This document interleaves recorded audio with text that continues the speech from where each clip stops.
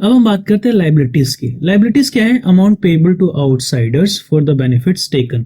अब एक बात समझो, बिजनेस है, बिजनेस में कई बार ऐसा भी टाइम आता है कि आप बहुत सारा लोन लेके बैठ जाते हो, राइट? या आपने किसी को लोन दे दिया होता है। तो जब आप लोन लेते हो तो ये आपकी राइट है ना, नॉट राइट बट ये आपकी ऑब्लिगेशन है, ये आपकी ड्यूटी बनती है कि जिससे भी आपने पैसे लिए हैं आप उसके पैसे दे दो, है ना? तो ये आपकी ऑब्लिगेशन है आपके बिजनेस की और आपकी, कि आप यू पे द आउटसाइडर जिससे भी आपने पैसे लिए हैं। क्लियर है? पैसे लिए हैं, गुड्स लिए हैं, जो भी हो। अब देखो क्या है कि मैं बिजनेस कर रहा हूँ और लेट्स से कि मैं पीसी बनाता हूँ और पीसी को आगे सेल करता हूँ, और पीसी बनाता भी नहीं हूँ, मैं सिर्फ ट्रेड करता हूँ, बाय करता हूँ और बेचता हूँ। तो मैंने एचपी के मान लो पीसी मैंने खरीद रखे हैं और उसको आगे मुझे बेचना है। तो क्योंकि मेरा लेट्स से एचपी के साथ अच्छी डीलिंग है तो वो मुझे 100 या 200 यूनिट या 1000 यूनिट ऐसे ही क्रेडिट पे दे देते हैं, क्योंकि मैं हर बार उनको पैसा पहुंचा जाता हूँ। तो जब मैं उनसे सामान खरीदता हूँ ना उधारी पे, तो मैं क्या करता हूँ, क्रेडिट पे सामान लेता हूँ। क्लियर? तो बाद में वो पैसे तो देने ही देने हैं, तो that is also a liability. But let's say कि मुझे 10 लाख का पीसी और ऑर्डर करना है, लेट्स से, तो मेरे पास उतने पैसे नहीं है, तो मैं बैंक के पास गया, बैंक से मैंने लोन लिया और उन पैसों का यूज करके मैंने पीसी ऑर्डर कर दिया और पीसी आ गया और मैंने बेच दिया।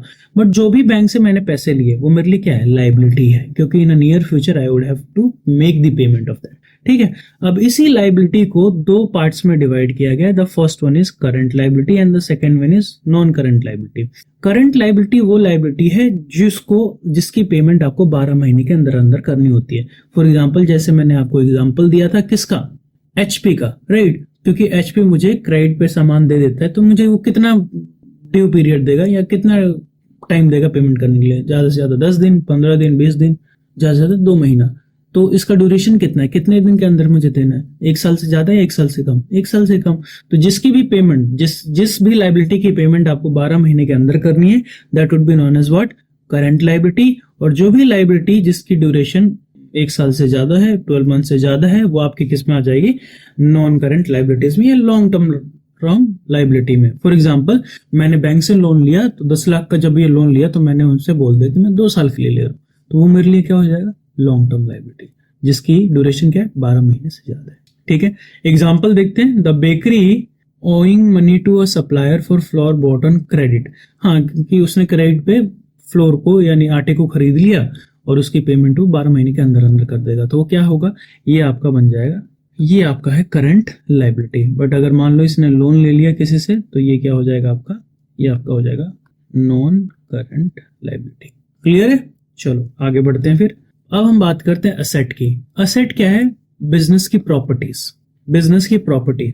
सर कंफ्यूज मत करो, आपने बोला कि कैपिटल भी बिजनेस की प्रॉपर्टी है जो आपने लगाया है, और फिर ये एसेट क्या है? देखो समझना क्या है। Entity, business entity. एंटिटी आपने पढ़ा? एंटिटी कहता है एक इंडिविजुअल पहचान होती है बिजनेस की। ठीक है? एंटिटी क्या कहता है? सॉरी, एंटिटी क्या कहता है यहाँ पे? एंटिटी क्या कहता है कि बिजनेस की खुद की एक आइडेंटिटी है, और ये आइडेंटिटी उसको बिजनेसमैन से अलग करती है। तो कहने का मतलब ये है कि businessman and business are 2 different people. एक बिजनेसमैन और दूसरा बिजनेस आर 2 डिफरेंट पीपल।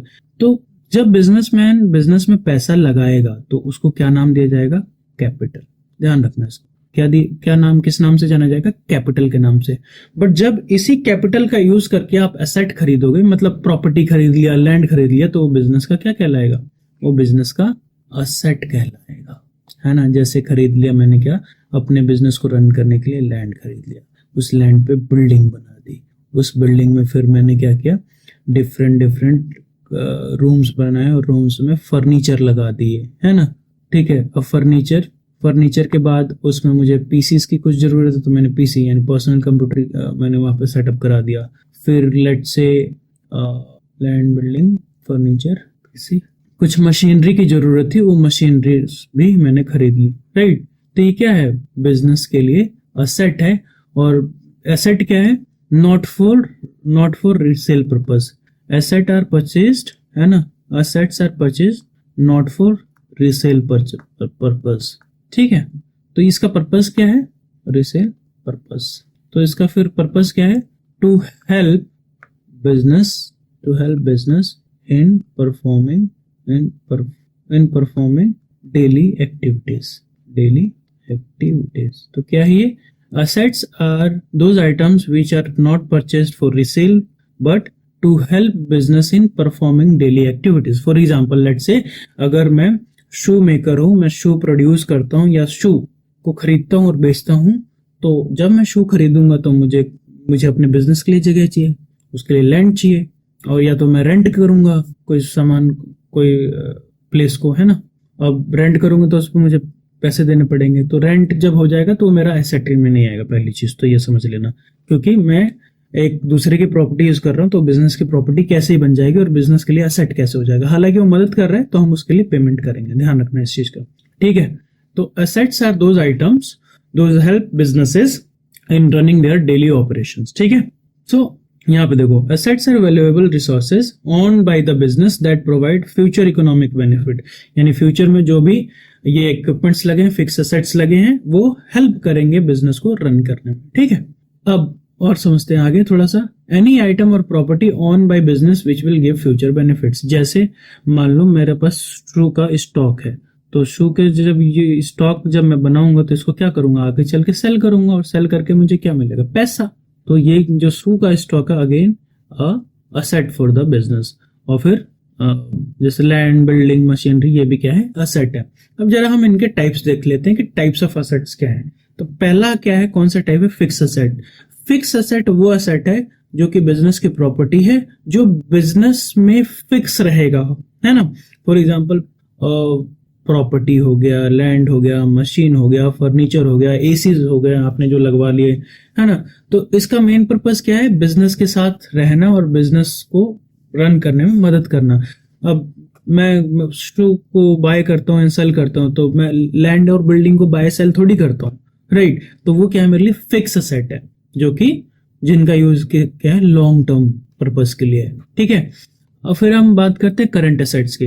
तो करंट असेट्स वो चीजें हैं जो 12 महीने के अंदर अंदर कैश में कन्वर्ट हो जाएंगे, ठीक है। फॉर एग्जाम्पल आपका कैश तो ऑलरेडी है ही in the form debtors. Debtors कौन है, डेटर्स वो लोग हैं जिनको हमने गुड्स बेचा है, गुड्स बेचा है क्रेडिट पे, है ना। गुड्स हमने किस पे बेचा है, क्रेडिट पे, जिनको जो मुझे फ्यूचर में पैसा देंगे। तो in near future it will get converted into cash. तो इसीलिए हम इसको क्या बोलते हैं, current asset. But fix asset near future नहीं, लॉन्ग टर्म पर्पस है उसका, बिजनेस पे लंबे समय तक रहेगा। इसी फिक्स एसेट्स को फर्दर डिवाइड किया गया है 2 पार्ट्स में, जिसको एक को बोलते हैं टेंजिबल एसेट्स, दूसरे को बोलते हैं हम इनटेंजिबल एसेट्स। टेंजिबल एसेट्स वो एसेट होते हैं, या जरूरी है फिक्स्ड, ये आपका जो है करंट एसेट भी हो सकता है, जिसको आप छू के देख सकते हो। जैसे यहाँ पे स्टॉक हो गया, मशीनरी हो गया, है ना, स्टॉक भी हो सकता है, ठीक है। तो कहने का मतलब ये है, पर ध्यान रखना ये जब भी हम टेंजिबल एसेट्स का नाम लेते हैं तो ये ज्यादातर फिक्स्ड ही रहता है। फिक्स्ड असेट को ही हम डिफरेंशिएट करने के लिए इसको यूज करते हैं, करंट एसेट को डिफरेंशिएट करने के लिए यूज नहीं करते हैं। हालांकि स्टॉक जो है वो एक ऐसा या इन्वेंट्री जो है एक ऐसा असेट है जिसको आप छू सकते हो, बट वो टेंजिबल में नहीं आएगा क्योंकि वो फिक्स असेट नहीं है। इतना डीप जाने की जरूरत नहीं, बस ये समझ लो टेंजिबल असेट्स वो असेट्स होते हैं जिनको हम छू सकते हैं और देख सकते हैं। तो फिक्स असेट्स को ही हम डिफरेंशिएट करते हैं इंटेंजिबल में, ठीक है। स्टॉक हमारा उसका पार्ट नहीं बनेगा क्योंकि ये करंट एसेट है और 12 महीने के अंदर अंदर कैश में कन्वर्ट हो जाएगा, ठीक है। तो टेंजिबल एसेट्स वो असेट है जिसको आप कैश में नॉट कैश में, जिसको आप छू सकते हो और फील कर सकते हो। इंटेंजिबल एसेट्स वो एसेट्स हैं जिसकी खुद की फिजिकल एग्जिस्टेंस नहीं है, ना ही आप उसको देख सकते हो, ना ही आप उसको छू सकते हो। फॉर एग्जांपल बिजनेस की रेपुटेशन। तो मैंने एक जूस कॉर्नर खोला 10 साल पहले और उसकी कुछ रेपुटेशन है, तो लोग जब भी आते तो मेरे शॉप को पहले ढूंढते हैं कि हाँ ये जूस कॉर्नर है, ये बहुत अच्छे जूस पिलाते हैं। तो ये क्या है, एक रेपुटेशन है, एक गुडविल बनी हुई है, राइट। कि लोग जब भी आएंगे तो मेरे शॉप पे ही आएंगे, क्यों, क्योंकि उन्होंने मेरे प्रोडक्ट को, मेरे जूसेस को, जो भी मेरे जूस कॉर्नर पे मैं जूसेस प्रोवाइड करता हूँ उनको उन्होंने टेस्ट किया हुआ है, और on the basis of test they decide कि मुझे यहीं से जूस पीना है, समझ गए। तो वो इंटेंजिबल एसेट्स है जिसको ना आप छू सकते हो ना देख सकते हो। अब जैसे कि ब्रांड की आइडेंटिटी, जैसे ट्रेडमार्क हो गया, आपने पेटेंट करा लिया, जैसे ब्रिटानिया का टिंग टिंग टिडिंग, है ना, तो वो क्या है, उन्होंने पेटेंट करा रखा है। तो जितनी बार भी वो कहीं पे वो साउंड बजेगा आपको खुद पता चल जाएगा ये क्या है, ब्रिटानिया है, राइट। तो ये क्या है, इंटेंजिबल एसेट्स है जिनका बेनिफिट मिलता है बट आप उसको छू ना तो छू सकते हैं ना ही देख सकते हैं, राइट।